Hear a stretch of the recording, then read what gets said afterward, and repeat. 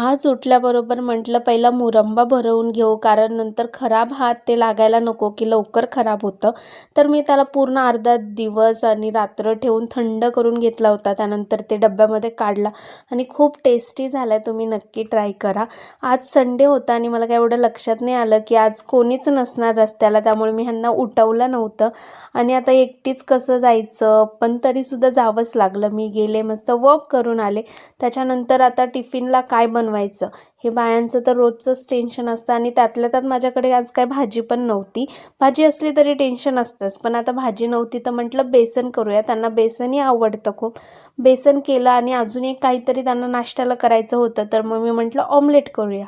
Sunday असल्यामुळे त्यांना मग नाश्त्याला ऑमलेट केलं. हे उठले नव्हते तर मी माझं आपलं एकटीने प्रोटीन दूध घेतलं आणि ड्रायफ्रूट्स खाल्ले. त्यानंतर आज सकाळीच रविवारी क्लास असतो.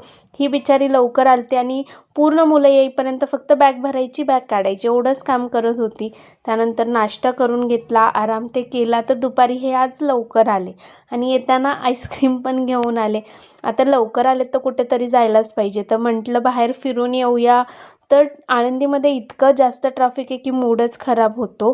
ठीक आहे, तरी पण एक राऊंड मारला आणि असंच पूर्ण दिवस आमचा रविवार गेला.